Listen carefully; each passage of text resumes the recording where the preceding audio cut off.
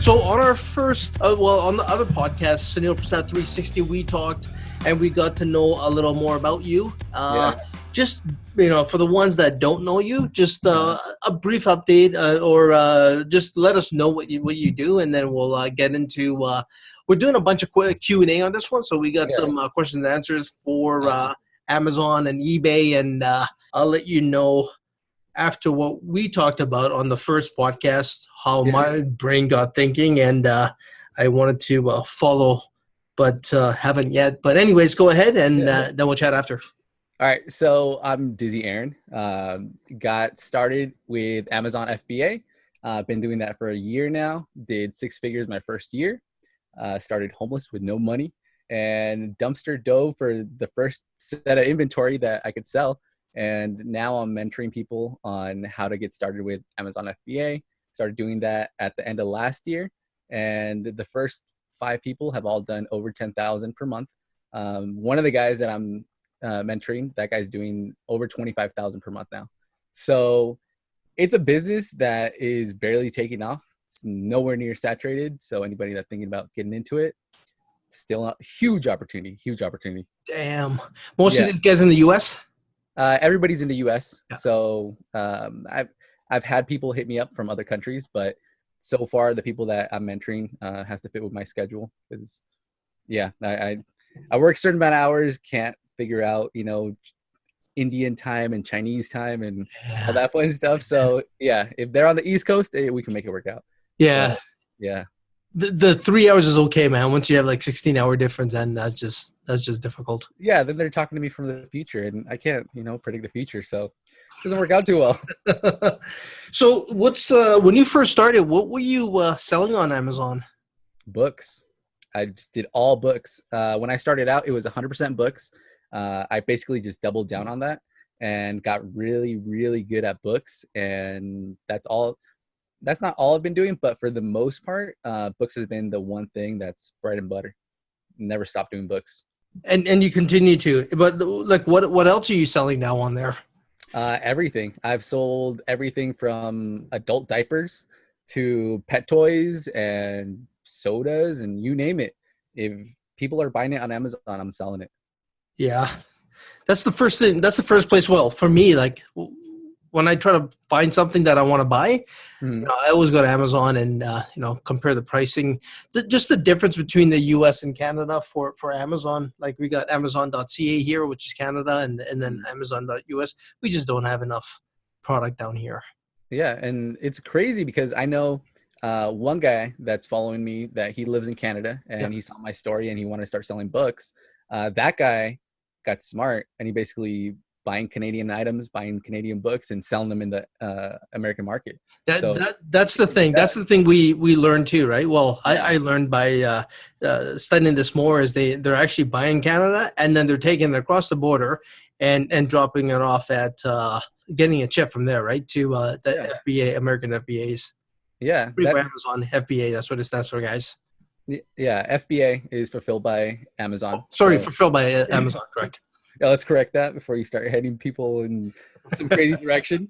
But I mean, some of the products that you guys have, you guys are just like, oh, well, soda.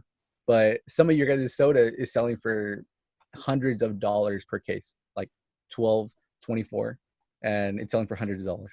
Like just simple products like that. Like you guys have ketchup chips, right? Yep. Yeah. So I was just going to say that, man, because going to the U.S. when we were younger, and a lot of my cousins, every time we go there's 2 things they ask for. Number one is ketchup chips, and the other one was sour candies, sour keys. I haven't tried those. Like, I'm shocked it's not even there. It probably is, but it's just hard to get, I guess, in certain areas. But I'm pretty sure Amazon is not even there. No, ketchup chips, no. I tried those at this year. One of my buddies came back from Canada, and he's like, hey, try these chips. Try them. I'm like, all right. I tried them, and I was pleasantly surprised because I'm Mexican. So to us, we love spicy stuff. And that was similar to some of the like spicy chips that we have here that are Mexican chips. So I liked it. It was different. It was way different. But I'm craving chips now. Okay, there you go. Well, lucky for you, they sell ketchup chips. I don't like ketchup chips actually, so I'm gonna bypass that, man. You're not Canadian. So after our talk, Yeah. I started researching Okay. Amazon FBA and sat in the office on weekends and read about it and actually set up an account and everything else. I Mhm. just don't have the time, right? Yeah. For me, it came down Yeah. like I already have a full-time business. I got Dylan, I got another guy too. So we're producing content, we're doing everything, and the mortgage business has been really good for me. But Nice. I've always I said this to Dylan a few months ago. I'm like, if Canadian government comes out and says, okay, there's no more mortgages, there is no more brokering, and they shut down the mortgage industry, Mhm. uh, I would jump into FBA Yeah. 100%. Like Yeah. like today, I'll just say, okay, Dylan, record, right? Yeah. And I'm going to say, okay, we're just converting this right now from a mortgage company, and then we're getting into the Amazon company, Amazon FBA, Mhm. and go get a space and take my scanner, go to the stores, start scanning and packaging and sending it over. Yeah, I mean, it's crazy just the market. Like what I've been in it for a little over a year now, so a year and a half. And in that process, I've learned that there's not just one market or you got to do things this way. It's just endless. You can create your own products, you can innovate on already existing products. You can take your products that you create, take them brick and mortars and wholesale those products. So the amount of business ideas and structures that you can have with Amazon FBA is just ridiculous. So it's not even just like a catch-all, just this is how you do it. No, it's however you want to structure your own business, that's the way you can take it. So, Aaron, how does somebody get started? Because I know there's probably a lot of people listening on this podcast that now are intrigued. And what's the next step here? Um, I get What's the asked that first question. step? The first step is visit DizzyAaron.com because I've already answered this question a million times. Love So I it. specifically made a podcast, well, an episode in my podcast just for that question because I get that asked all the time. People that want to get going and they see it, they get hyped on it, they hear about e-commerce, Shopify, Facebook, whatever it is, and they're like, "Oh, well, I want to do this, and this Amazon thing seems easy, book seems easy, or just going and buying things and selling them on Amazon seems pretty easy. How do I get started, right?" What it boils down to is open up an Amazon account. It's free. Like if you want to do the free route and as you don't want to spend any money, Amazon will give you the account for free. And then you just pay per item that you send into FBA. And that's how you can get going. You literally figure out what products are on Amazon that are selling for more than what you can buy them for. And then you just start that way. Accumulate some sales, get some experience. Once you're ready to do the whole Amazon FBA and start submitting your items to Amazon, Amazon has a super, I mean, it's as simple as they can make it, but they have a whole thing called Seller University on Amazon's seller platform. Seller So University. Okay. yeah, they'll teach you everything you need to know. So I've over the past few years, well, not few years, but year and a half, just from talking to a bunch of 7, 8 figure Amazon sellers and then entrepreneurs in other markets, basically just read the manual. Amazon gives you everything you need to succeed, and they provide it to you. And a lot They of people want you to succeed, part. right? As Yeah, long as they succeed, you're going to be. You succeed, they'll succeed, and vice versa. yeah. If you're not making money, they're collecting their sellers' fees anyways, but you're incentivized to sell more product because they get a cut every single time you make a sale. They're gonna get their cut regardless. So the more money you make, the more money Amazon makes, and everybody's happy all around. Besides books, do you recommend anything else for them to start in the beginning? Uh, This is if they don't have product, right? yeah, if they don't have any product, and because here's the thing, either you have time, right, or you have money, one of the two things. And if most people starting out, they have a 9 to 5 or they're unemployed and they're trying to do something, so they don't usually have a lot of money to get started, and they have time. So if you have time and you have Amazon seller account, you can go into stores and you can just start scanning every single item. Start with clearance items and just go through the every single item, and Amazon will literally show you what kind of profits you're going to make per item. So you just basically plug in, okay, this item's $10 and it's selling for $100 on Amazon. After their fees, I'm going to make back $64 or whatever it is. Just buy it if the numbers are correct. Obviously, you got to learn a couple of the different,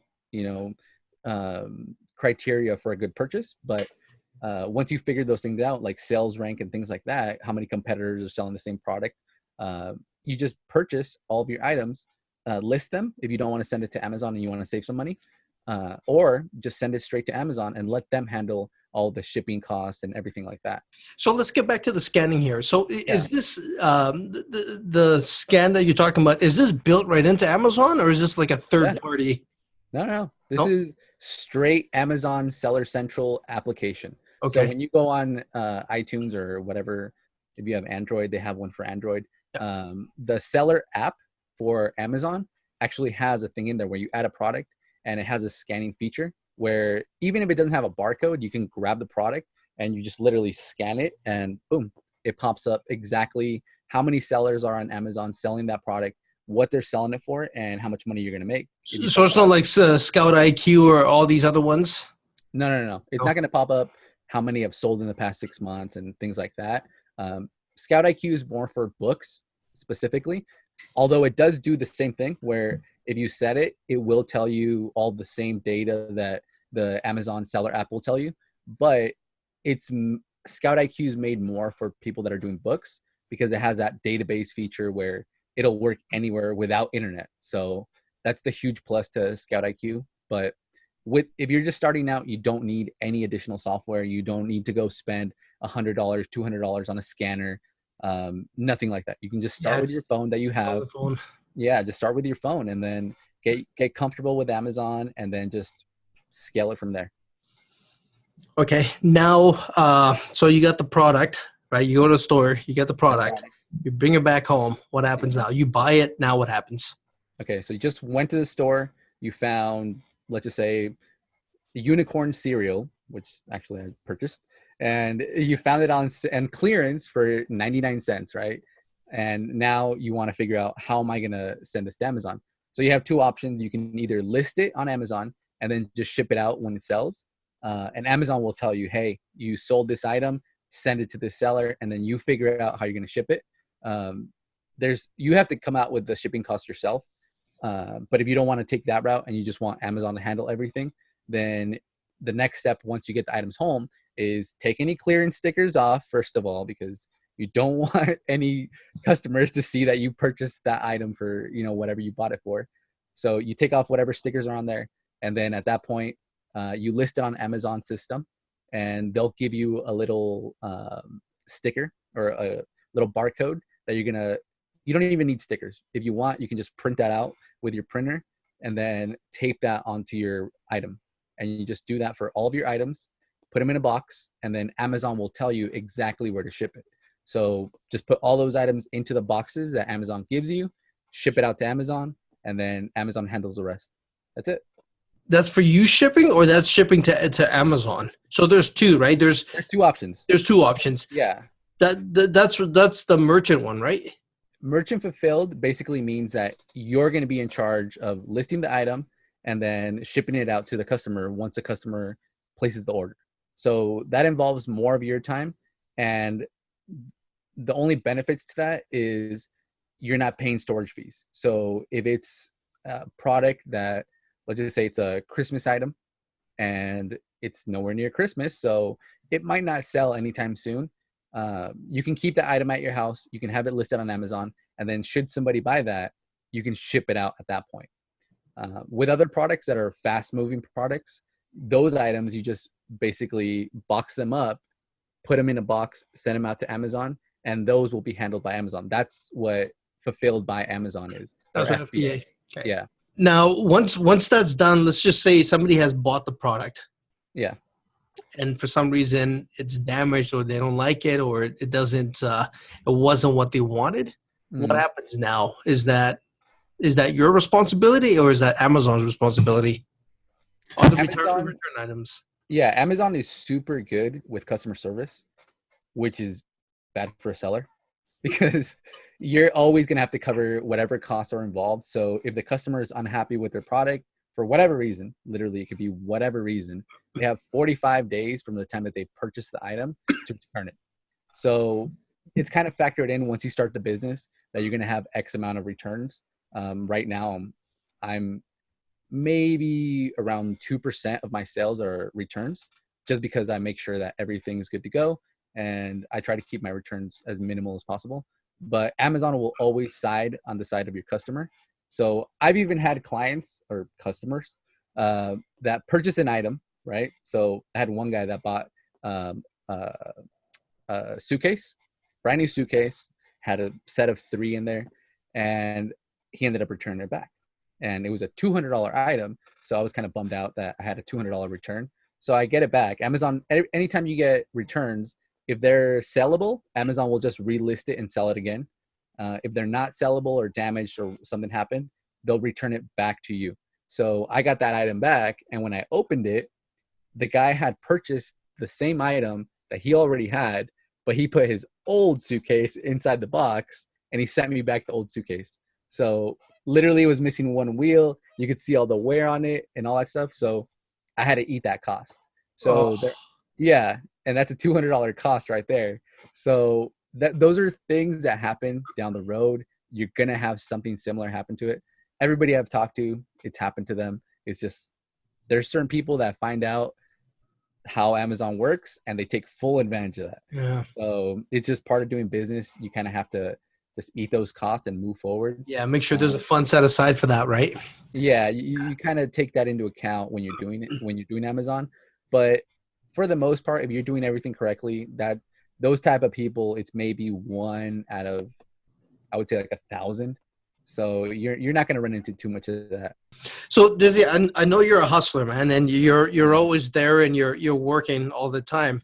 Now, for the average Joe that wants to get in this, how many hours a day would they be spending on sourcing, packaging, and sending FBA, not fulfilled by merchant? Okay, so if you're doing FBA,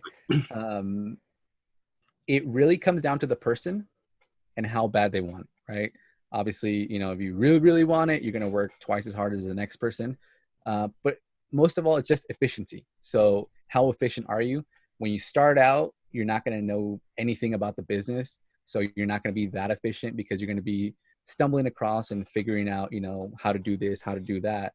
But realistically, and here's the thing too, it's your goals. Like, how much money are you trying to make from this? Are you trying to make, $500 to cover your car payment and your insurance? Or are you trying to, take a vacation for a month? Like, well, what are you trying to do? But if you're trying to make, let's just say, an extra $500 per month, realistically, you could take, starting out, 2 days out of the week, maybe work full 8 hours, just starting, sourcing all of your items and then coming home and prepping them and then sending them out.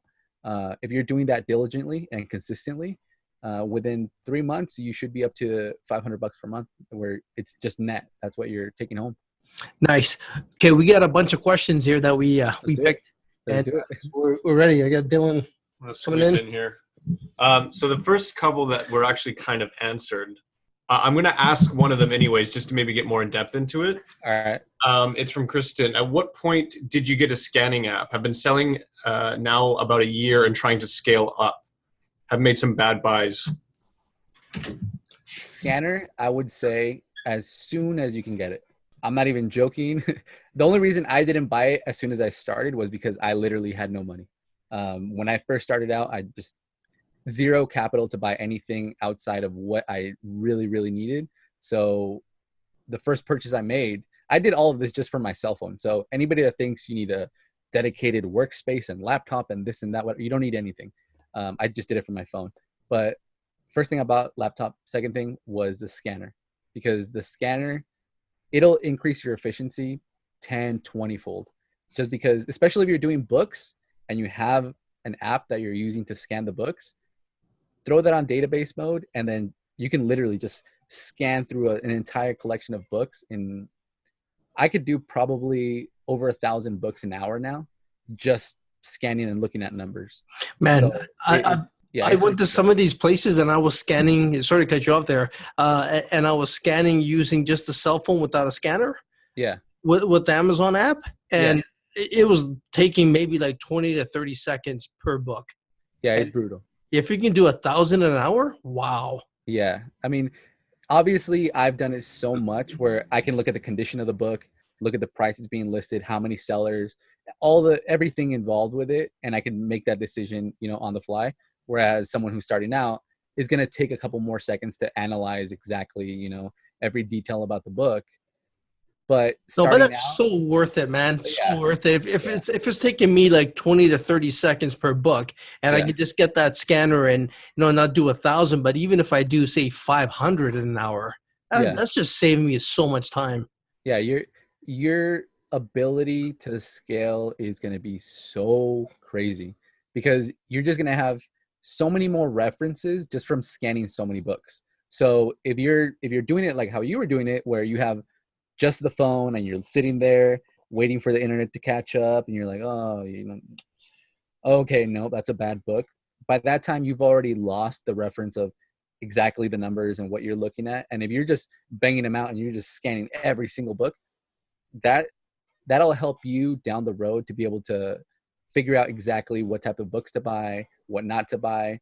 You'll see a lot of the same books. And if you're scanning through thousands of books, you're going to find out real quick, okay, I always see this book. It's always bad. And maybe you'll scan it, once a week, but for the most part, you'll just skip over that. So that'll help you saving time. I always recommend a scanner. If you can afford it, buy it. You won't regret it.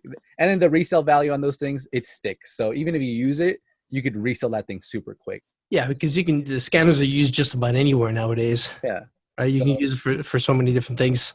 Yeah. So I would recommend it. If you can afford it, by the time you begin, buy it. So what's that, like, how much are those selling for? Like the scanner that you have? Oh, well, the scanner I have right now, if you go on Amazon, it's a $200 scanner. Myself, I did not want to pay $200. So I literally went on OfferUp and Facebook Marketplace and I just looked for a bunch of scanners. And I found a guy that was getting rid of all of his he was doing Amazon before, and he was getting rid of his printer and some poly bags and some other things. And I basically negotiated with him and I got it down to $45. So can't beat that. No, you can't. Yeah, cannot beat that. So for anyone else, it's about $200 on Amazon. Well, you can get them, I would say anywhere from about $75 to $120 is what you're going to be paying. Always check local markets because there's a lot of people that try Amazon and they just give up, and then they have to get rid of their Dymo printers, their labels, their poly bags, their scanners, and they just want to get rid of it and get their money back. So if you negotiate to buy everything, you're going to start out anyway, so might as well pick it up. Yeah, no, I like that. I like it. Yeah. This one's actually coming from me just to add on to the book things. Like, where do you go? Do you go to like community libraries? Do you just walk into a chapters and start scanning books? Like, where do you find your books to sell? For the most part, because I have been in it for a while now, I have a lot of people that I buy just Gaylord from. So I'll buy tons of books at a time. But recently, when you're starting out, say, even. Yeah. So for the past few months, because I stopped doing books so hardcore because I've been working on my own products to be launching here pretty soon. I've just been doing the thrift stores. So I have maybe 8 thrift stores that I hit every time, and I space them out so I know roughly more or less when they're going to be restocked with new books, and I'll just hit the same ones in a pattern throughout the week. But thrift stores are super good. Libraries are good. So libraries usually have library book sales, and if you check with your local libraries, they'll do like bag sales. They'll do special days where they get rid of tons of books. Those are really good places to go. There was a big one in Vancouver about 6 months ago. Not even, probably about 3 months ago. Mm-hmm. And I was like, man, if Dizzy was here, he'd be killing it, man. He'll probably just take truckloads and just buy them. Oh, yeah. That's the thing. When I go, I barely started seeing new resellers, and I don't know if it's the work ethic or I'm just used to grinding that I'll just scan every single book in the whole library. I don't care. I'm going to get the books regardless if I have a reseller next to me or not. And it makes people feel uncomfortable, I guess, because they're just sitting there, trying to sneak their scanner in there or their phone or whatever. So for anybody starting out, just get in there and pretend that you're, book pro master and just scan away, because either way you're doing the same thing everybody else is doing. There's nothing new. There's nothing I'm doing different than what I show people. So the people that I've mentored, I basically give them exactly what I do. And I tell them, if you follow this, if you do exactly what I'm telling you, and you just do it consistently without thinking about it, you're going to make money. It's You that just simple. said the main word, consistency. Yeah, that's the key. Everybody thinks it's, okay, well, I would be making X amount of dollars if I just had a scanner, or if I just had this, or if I got to, talk to Dizzy and he told me exactly what to, no. It's literally because the people I've mentored, there's been now probably, I would say like 10 or 12 people. And out of those 10 or 12 people, maybe half of them are actually consistently making over $10,000 a month. See, this is what it comes down to. They're looking at Dizzy today, 18 months later. They're not looking at you when you had to go, you're with your friend driving and you seen a couch on the dumpster and you went and got it. They're not looking at that. And that's where everyone starts. Yeah. And that's the thing. I keep trying to, anybody who hits me up, because I'll do this randomly now, because I for some reason, I love it. I'll randomly post up, hey, do you guys want to do a one-on-one phone call? And I'll go over, whatever it is that you want me to cover. And people will hit me up and I'll kind of screen them, basically, where I find out how much do they actually want to do this. Because I'm not going to waste my time with someone that just thinks this is a super easy business and you're going to make $10,000 next month. Like, it's not the case. Everybody who's seen any form of success, they grind. They go into the bookstores, they go into the libraries, they go to book sales, and they're sitting there scanning every single book, thousands and thousands and thousands of books. And those guys are killing it. I got one guy that's doing 60 Gaylords per month that he's scanning. What is that? What's 60 Gaylords a month? What does that mean? A Gaylord is basically a pallet. Yeah. But so if you want to think of a really super big cardboard box just filled with books, so 800,000 books inside of a big box, that's what he's doing. So multiply that by 60, you're looking at tens of thousands of books. So that's like a truckload. The truckloads, multiple truckloads. Like, this guy got to the point now where he bought a truck. Like I guess 20 pallets is in the truck. So that's 3 trucks. Yeah. So, okay. Wow. If you want to look at it like a regular pickup truck, you could maybe fit 2 Gaylords inside a regular pickup truck, maybe, depending on, how big the truck is. This guy's doing 60 of those. Oh, no, I'm talking about the truck trailers, man. The big shipping containers. So a big shipping container usually comes with about 24.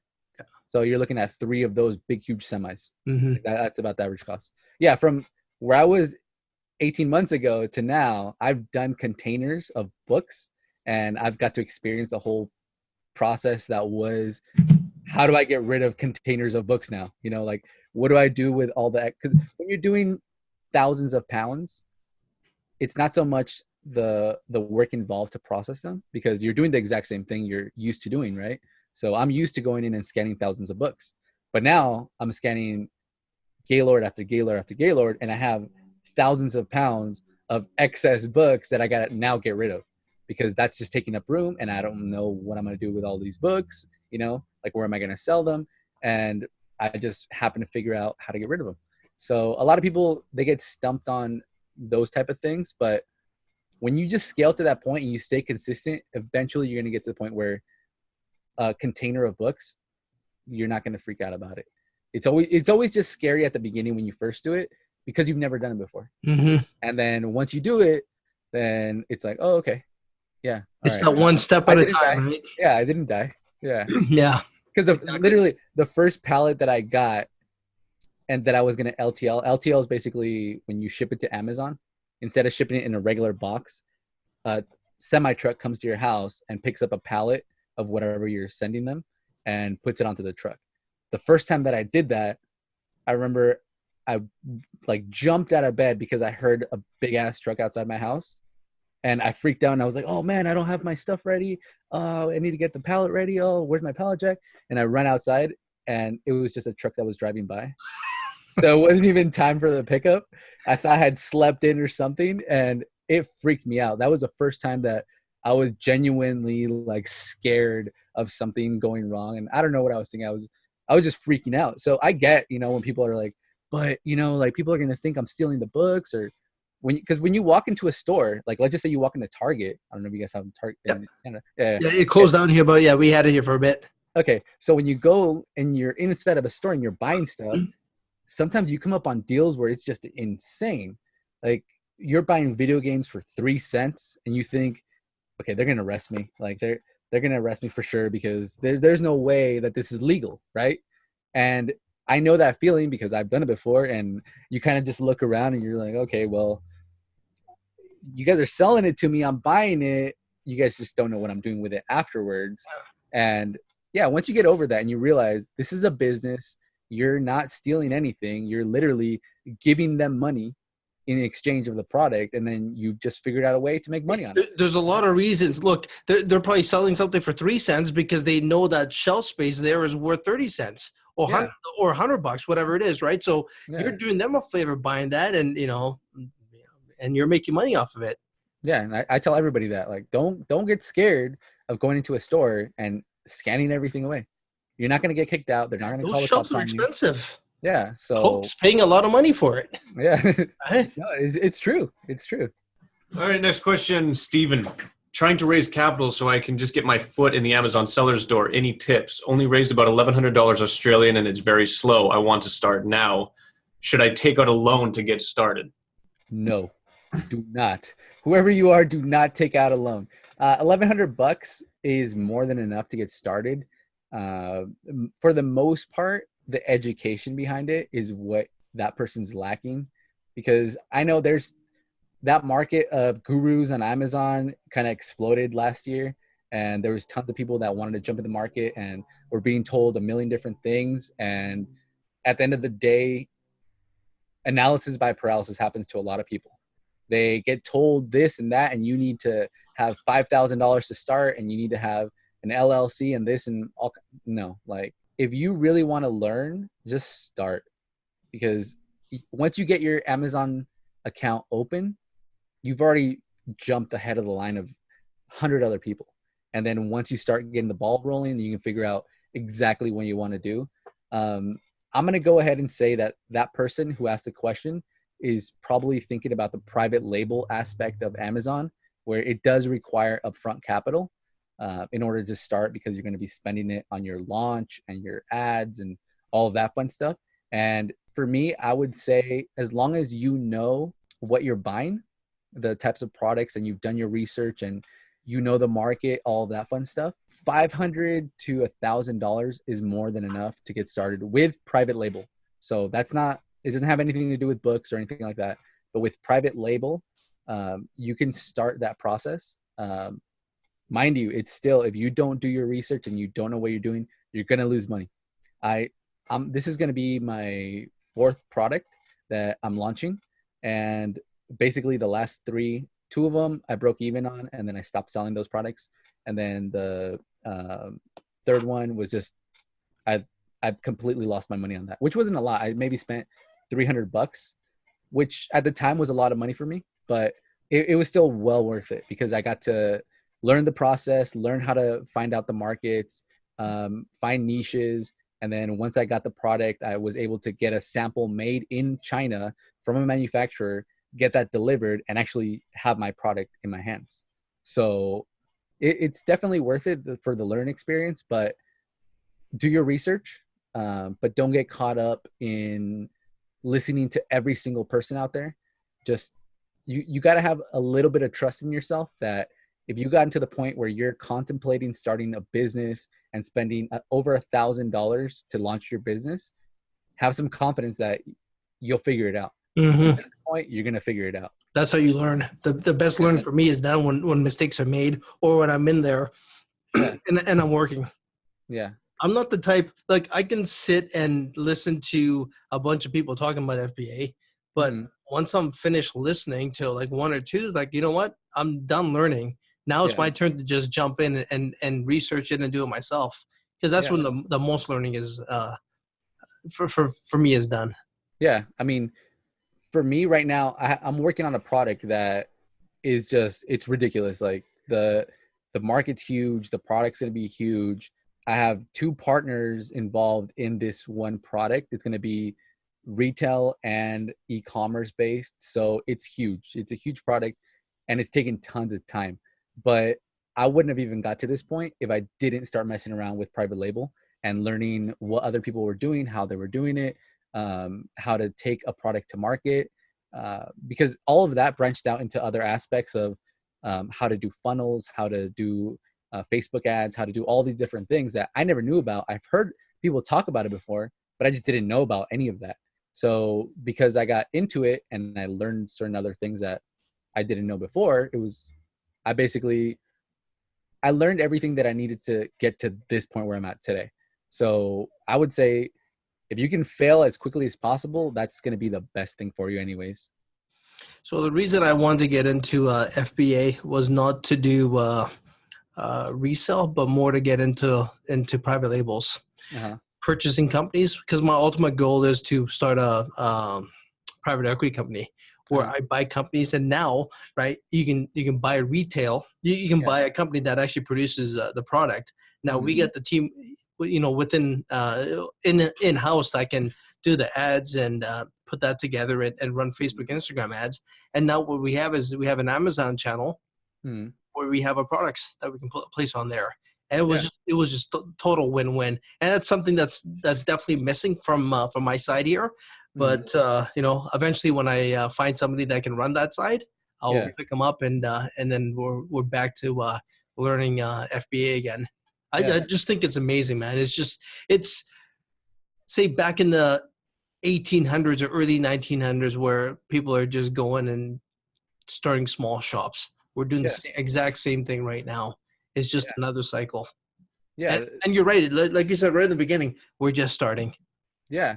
I mean, a lot of people that are listening to all the gurus and things like that, eventually because they listen to so many people, they start getting this view of e-commerce as, oh, it doesn't work because X, Y, Z or whatever. And then they specifically start looking for everybody that's downplaying how successful you can be with Amazon, basically. They look for those negative comments. Oh, the market's saturated. Oh, the cost of entry is way too much. So all this, and this is why it's not going to work. But in reality, if you're actually taking the approach of, well, let me start with what I have, figure it out along the way, and then just scale from that point on, you're going to get to a point where you're going to find out real quick that, hey, the market's actually huge and it's untapped. Yeah. I mean, like I have a million projects that I'm working on. There's a couple really big ones that I'm currently doing, but something that I started at the beginning of the year that I kind of stopped because I started focusing on other stuff was just selling the products that are already selling really good in the US market. Because just from doing the research, I found tons of product that is just doing insane numbers. And there's other markets. So for instance, in Germany, in Australia, Brazil, a few other places where I looked and there's just a huge open market for these type of products that I could literally get an already existing product, create of whatever brand. Like I could literally just half-ass it and just direct my marketing into those countries and sell those exact same products that are already working because they're in such high demand. And I just stopped doing that because I wanted to do my own brand and my own products. But I know even that business model, it would be super successful.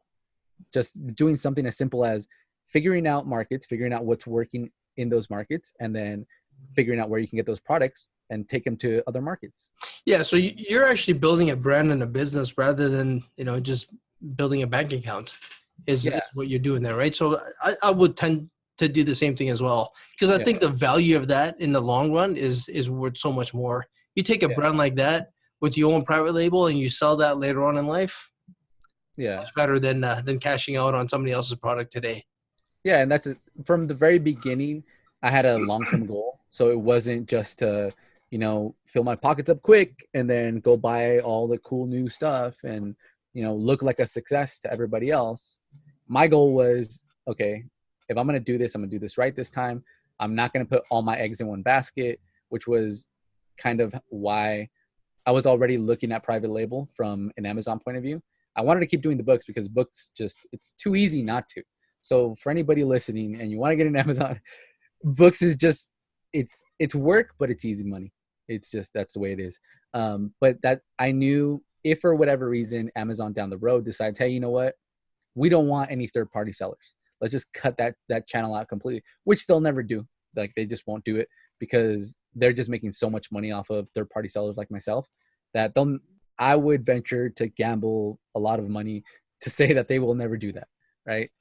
But should they decide to do that, I'm creating a brand. Down the road, they cut me off. That's fine. I have 10 retail stores and a franchise opportunity to push my brand. So I don't have to worry about that. That's something that I'm already looking down the road. And I may not have the funds to be able to do that at this moment, but the way I'm driving my business, I'm trying to scale it to the point of, okay, I could take a little bit of a loss by not going out for 8 hours a day, scanning every single item and sending it to Amazon, because that's basically to the point where I was making $25,000 a month, but I had no life whatsoever. It was just the same thing over and over and over.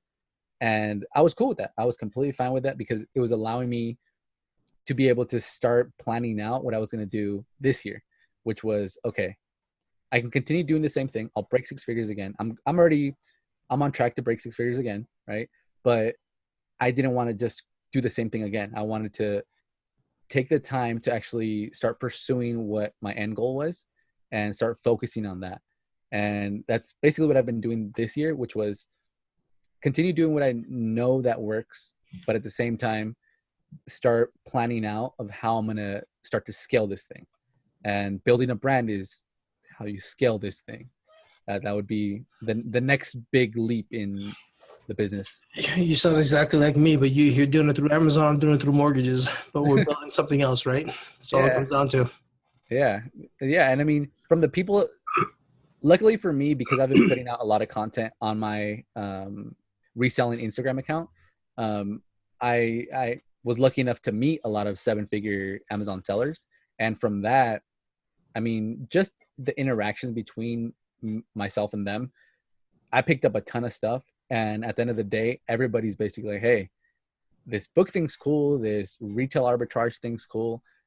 But you need to step away from that. You need to, if you have these goals in mind, you need to start going for that. You need to start approaching it because you're not going to learn exactly what you need to know simply by watching another YouTube video, listening to another podcast, taking in more notes here and more notes here. Like you just won't learn it. And it does, a lot of the stuff doesn't apply to your business model. So if your business model, if you're a stay-at-home mom and you have 4 kids, you probably can't go out and, look at product for the next 8 hours of your day. It's not going to happen. But whatever your business model becomes, you might be able to spend, 4 hours at night researching how to do private label, start saving up a couple $100. And then once you build up a little nest egg to be able to start your private label product, you've done the research, you know what kind of products you're looking into, and you can launch, So, I mean, there's tons of different ways to go into it, but at the end of the day, you have to choose one of those ways and stick to it. So just stick to it and stay consistent with it. Got it. Good advice there. 2 more questions, one from Sherry and then the last one will be from me. From Sherry, I'm thinking of diversifying my portfolio outside of Amazon. Got a few really large textbooks for a steal of a deal. They're all the same copy. I want to sell most on Amazon, but considering selling on other platforms too to make sure I sell through them all this textbook season. What's the best other selling platform for books in your opinion? Is there even a close second? Textbooks, I would say there is no close second. You have other platforms where you can sell. So like Abe Books, Walmart has their own selling platform. But I mean, textbooks, you have to look at it from the point of view of who's buying the textbook. And usually it's just some college kid, right? They're just going to go on Google, type in whatever, or they're going to go straight to Amazon because that's what they know to search for a product. And when they go to search for a product, you're going to use Amazon. When you search for a video, you're going to use YouTube. That's just the way it works. And if you're looking for a textbook, I would say Amazon would be the best place to sell them. You can try things like A-Books. There's other places, but I'm assuming this person wants to get best bang for the buck, which is going to be Amazon. What do you think of eBay? If you have the time to do eBay, it's super good market. Just because not a lot of people that I know, they're not approaching it the same way that I've seen. Because I know a couple, like 2 really big eBay sellers, and they have the whole system in place. They treat it like a business, and unless you have the time to be able to do that and you're shipping out consistently and things like that, I would say keep eBay for items that you can't sell on Amazon. So stick primarily to Amazon, and then anything that you can't sell on Amazon, you're restricted, but you got a super good deal and you want to unload those items and, make some money. eBay is always a good option for that. But then again, I'm biased because I'm an Amazon guy. Yeah, So, I get that. No, but Amazon's a little easier, right? When you have truckload of stuff or boxes of stuff, you just send it over to them and they handle everything else. Rather than eBay, you need to deal with the shipping. yeah, and that's a thing. Like I've started doing more and more wholesale. So instead of doing a lot of retail arbitrage, I'll buy items, just one item in large quantities. And if I was to do individual sales of that one item, I would need a lot of inventory or inventory space. So now you're talking inventory space. Shipping cost would be ridiculous because a lot of the items that I'm purchasing, just doing the numbers on it, it just doesn't make sense. Well, even labor, right? Yeah. You can't handle all that yourself. There's got to be somebody else in there too. Yeah, you got to start paying people, and I don't want to do that. I'd rather Amazon gets their cut and they just give me my money, and that's it. Because when you start doing Amazon, you literally figure out, okay, all I have to do is look at the numbers, and if the numbers make sense, send it to Amazon. They will do the rest. They'll handle, the getting the product in front of the right customer and selling it to that customer, shipping it to that customer, dealing with customer service, all those things. So throw that into the account and be like, hey, okay, what do I want to do? Do I want to sit around in my garage with thousands of items and have to, box everything up and literally unload and load pallets of items? Like it's a lot of physical work. Like that's the thing too. People don't realize when you're sending out 400 books per week, that's a lot of weight. Yeah. That's a lot. I work out, so I love it. I don't really care, but if someone that's not physically fit, they're out of shape, or they have mobility problems, books might not be the best choice, Or it might be. It gets them back into shape. Well, yeah. I mean, either you're going to love it or you're going to hate it, because then you're going to realize, okay, I have 300 textbooks I got to send to Amazon right now. Each textbook weighs 5 to 10 pounds. So if you have 300, you're looking at 4,000 pounds of items that you're going to have to pick up and move at least 3 or 4 times. So that's 24,000 pounds worth of items you're going to be moving per week.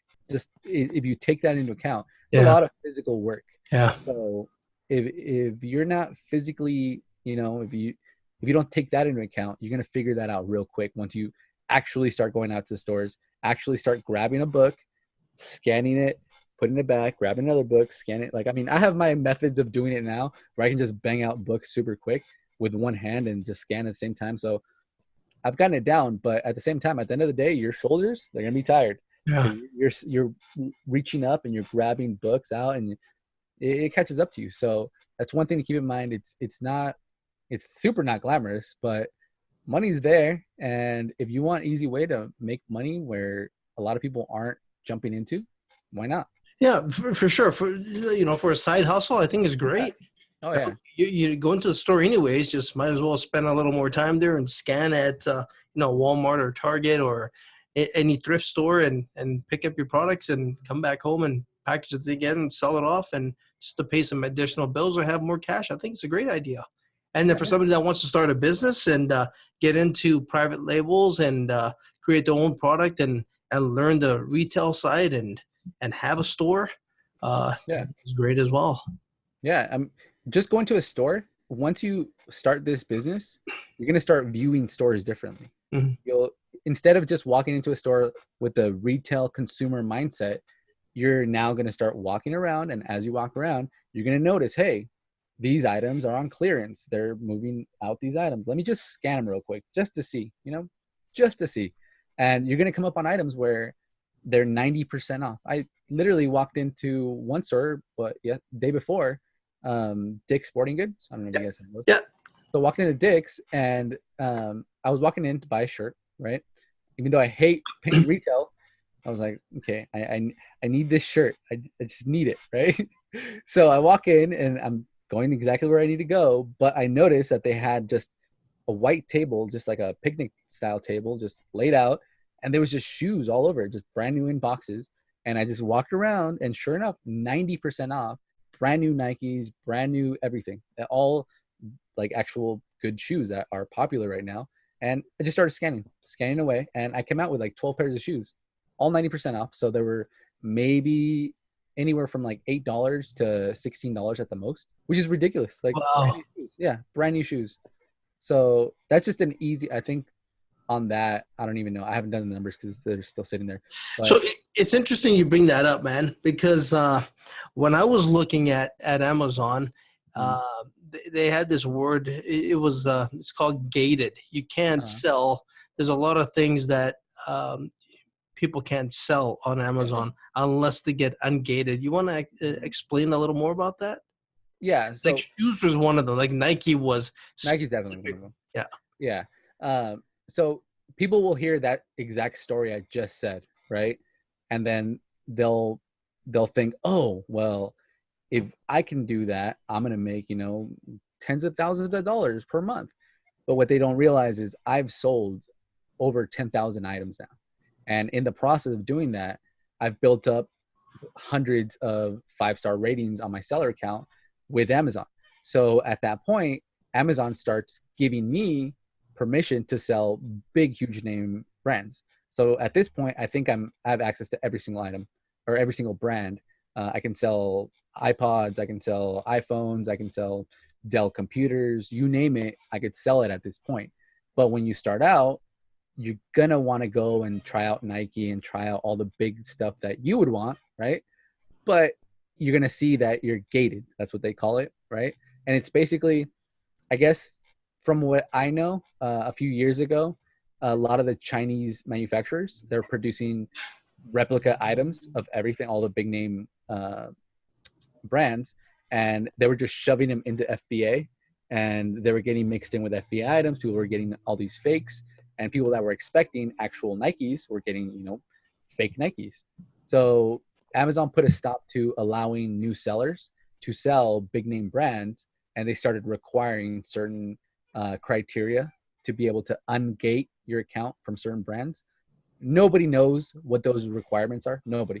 So if you ask if anybody tells you, oh, I can get you ungated, oh, I can blah, this, whatever, like that's, as far as I know from what I've heard from big name sellers on Amazon, it's all BS. There's no way to actually tell what type of metrics you need on your account for Amazon to start unlocking you.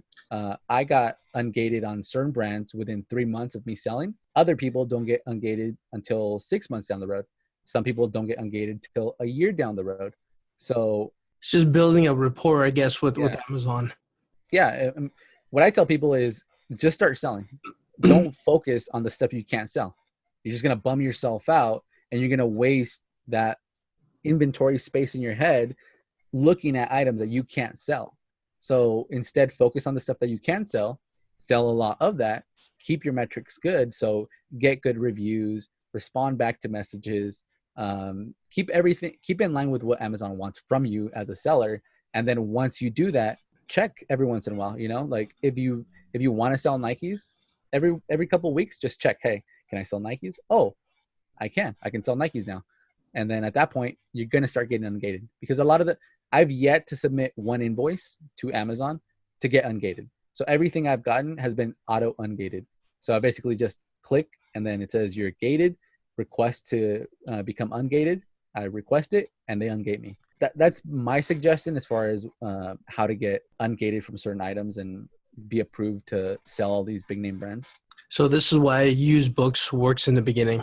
Yeah. It's something that you can really sell. You don't, there's no, people being gated there. And Yeah. it's pretty much ungated for everyone to use. Yeah. When you start books, I'm going to say probably 80% of the books you're going to run across, maybe 90%, you'll be able to sell. It's just the big name textbooks. They're going to gate you from selling new because they had an counterfeit problem. Yeah. So you won't be able to sell new or like new. But the highest used. The highest, very good used. So that's the highest condition that you can sell when you're first starting out. So now I've gotten ungated from a lot of publishers in the book space as well, but that takes a lot more sales. It takes a lot more stuff. And some of them will never allow you to even apply to get ungated from that. Got it. Okay, we got one last question here. Yeah. So I guess we spoke to you, I was about probably a year ago almost, eh? Yeah. I think it was. Yeah. Yeah. So I was just curious, like what has changed for you in that year? I don't know if you want to talk about your sales or product inventory or even your mentality or something. Like what has another year of doing this gotten you? And, you talked a little bit about what you want to do going forward, but if you want to just touch on that. Okay.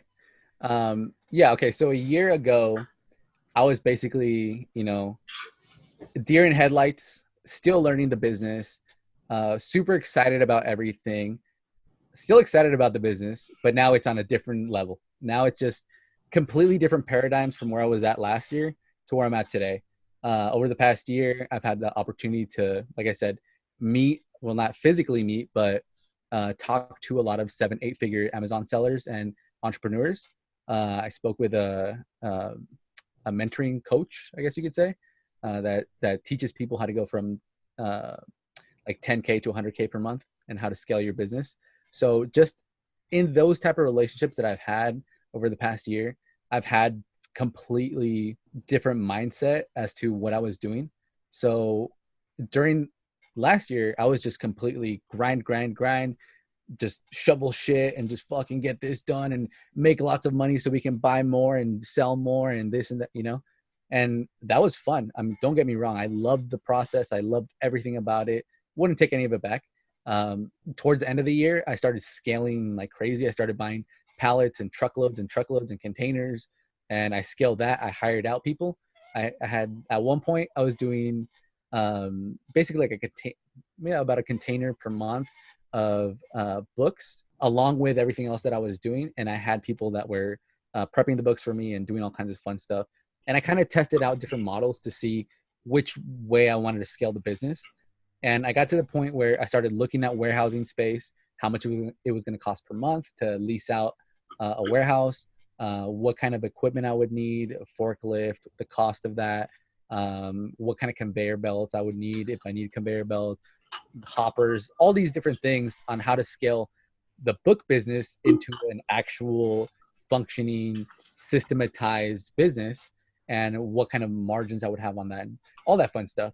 But towards the end of the year, I started to realize that that wasn't the way that I wanted my business to grow. I could see it happening. I completely see myself scaling the book business, doing 7 figures, just books alone, right? Because I now have access to, if I wanted to, 100 tons of books per month, which is just stupid amounts of books.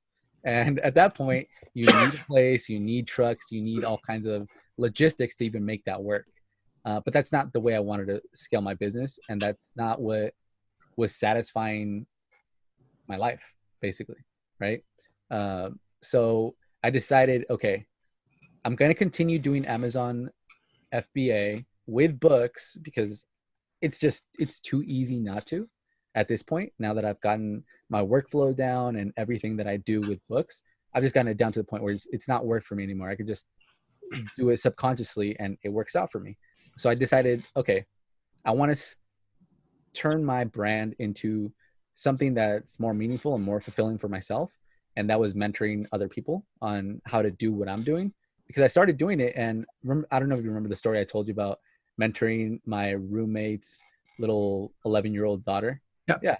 So teaching her and seeing her get all excited about her own business and her calling it her own business. And hey, look, I have this much money in my account now and this and that. And her talking more in business terms. So she's like, hey, and then I can buy, she's starting a lemonade little thing now where she basically has a competing lemonade and Gatorade selling little business where her brother, the boys sell Gatorade, the girls sell lemonade, and they compete on the weekends to sell that. So now she's turning into a little entrepreneur, coming up with new ideas on how she's going to do it. So to me, that's super cool. And then once I started going through all my messages and responding to people and hearing the stories coming back of, oh, well, because of you, I started this business and now I'm making, $500 a month. Other people are making $1,000 a month. I'm making $2,000. I decided, okay, well, the people that I feel personally are going to benefit and are ready to actually go head first into a business, I'll take those people on and mentor them for free, right? Because everything was for free. I've done everything for free. I haven't charged anybody anything. And I basically got a handful of people, started mentoring them on how to do a business model that I thought would fit with their lifestyle and what they currently had going on. And I basically told them, go, I'll check in with you in a week and we'll see how it goes. And feel free to message me anytime you have questions, but you already know I'm super busy, but let's get this working. And out of those people, the people that actually did the work and committed and stayed consistent and checked in with me, those people are doing amazing. Those guys, they're just killing it. That one guy locally here, that guy did $25,000 in 1 month within 3 months of starting books, 100% books. That's insane. That just kills everything I did because it took me 6 months to get to like 50,000, I think, last year. So that he's gonna crush it this year, and it's just 100% books. So I'm getting way more satisfaction from hearing those stories, and now going to the gym, I'm starting to mentor at the gym with training and some other stuff. So I'm looking at this as now, okay, I want to build a brand. I don't want to just, do this just for the money. I want to build a brand. And how am I going to do that? So I started looking at doing my own products and how I was going to actually create a brand instead of just selling useless items to people because they're too stupid to realize that they could buy it cheaper somewhere else, or they could buy the exact same item from this guy. I didn't want to do that. I wanted to actually sell a good product that people wanted and needed. And that's my main focus now with the product launch that I'm going to be doing pretty soon. That's what I'm working on right now. But going down the road, I eventually want to get into the info space of making educational products in different aspects, because I realize a lot of the people that get into this, they don't realize that it sounds super glamorous to say you make $25,000, $30,000, $40,000, $50,000 a month, but people don't realize that a lot of the times it's really shitty. Mm-hmm. Like, it's a shitty lifestyle where you see people going out and they're doing fun stuff and, they're taking breaks from their 9 to 5 and they're doing all these things.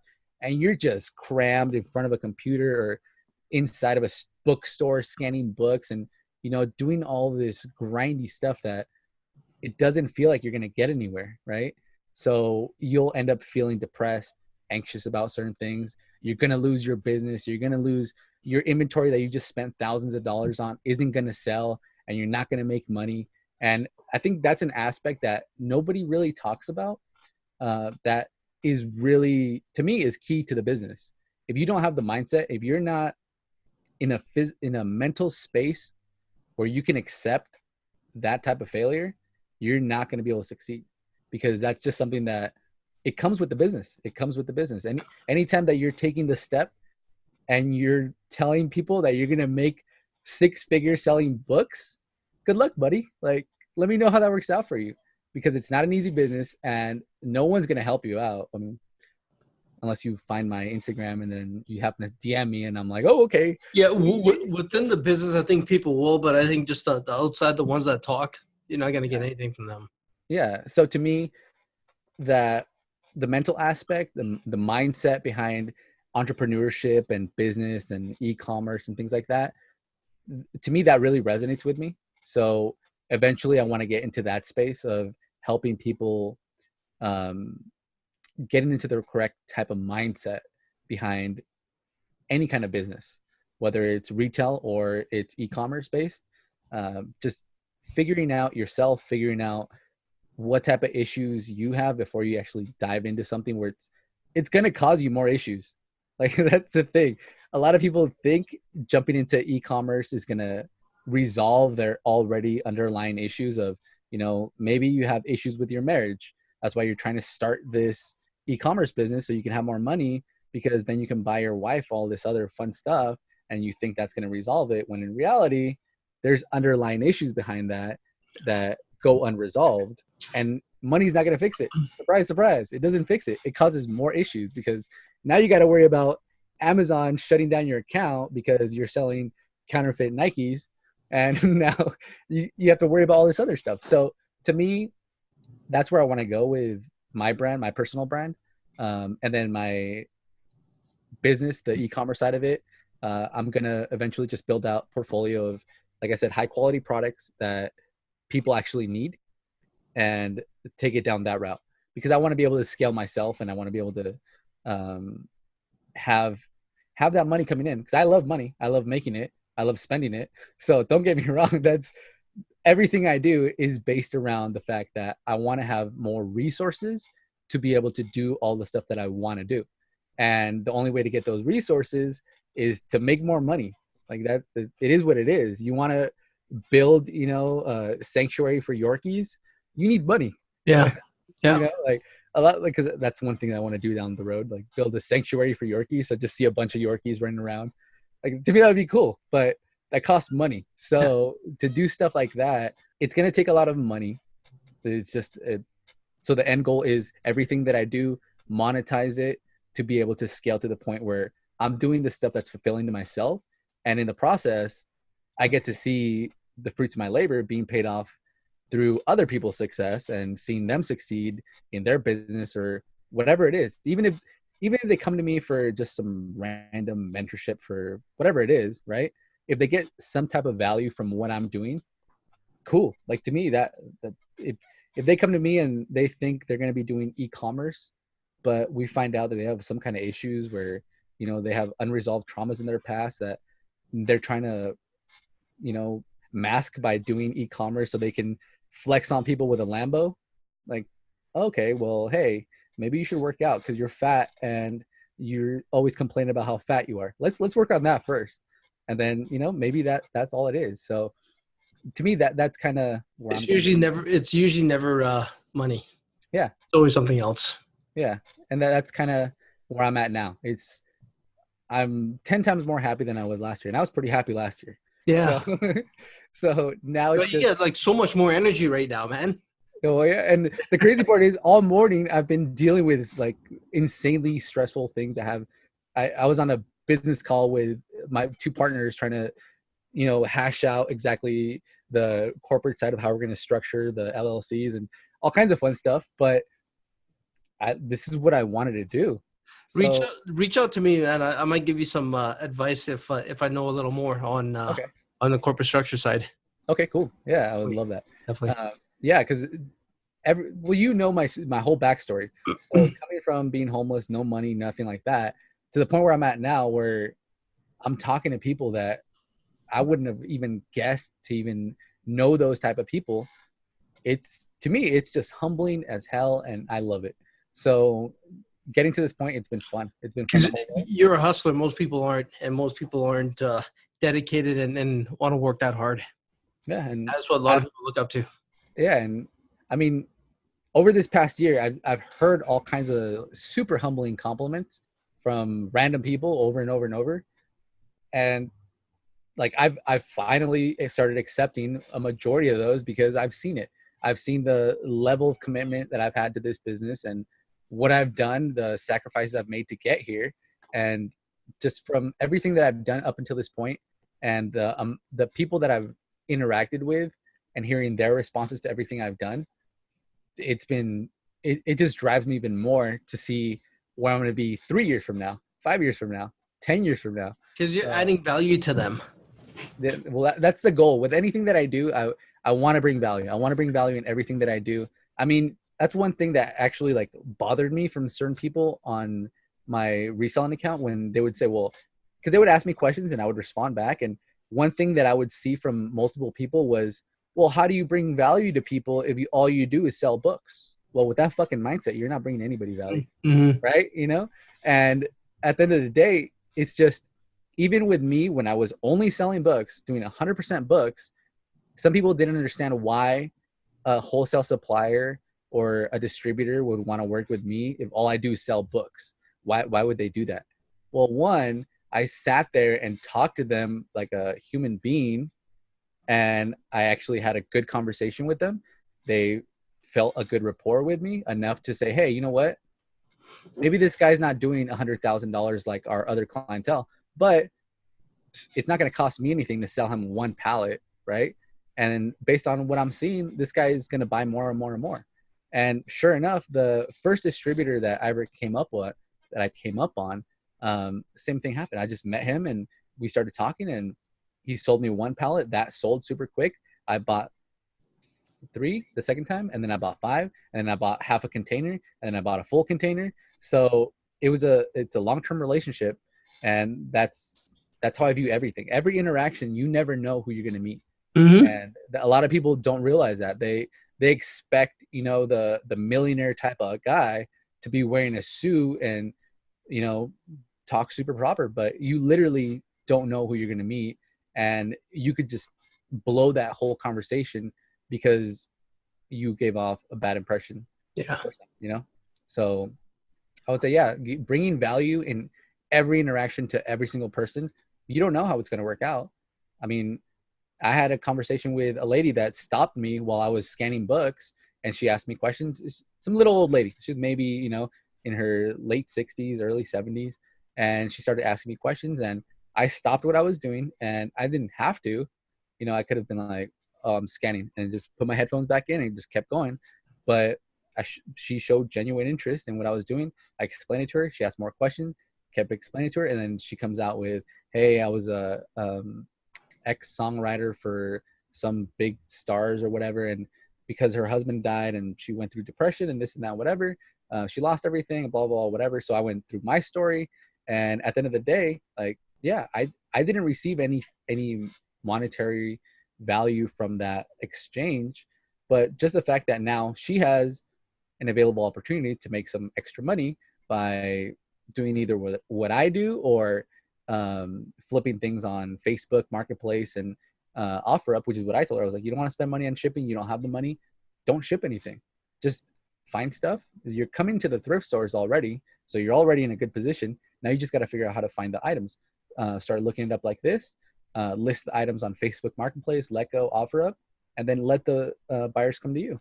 And then at that point, boom, there you go. Start making a little bit extra money to the point where you get comfortable enough doing more and more items per month, and now you can make a living off of it. If that's all you're doing, you can make a living off of reselling used items on local marketplaces.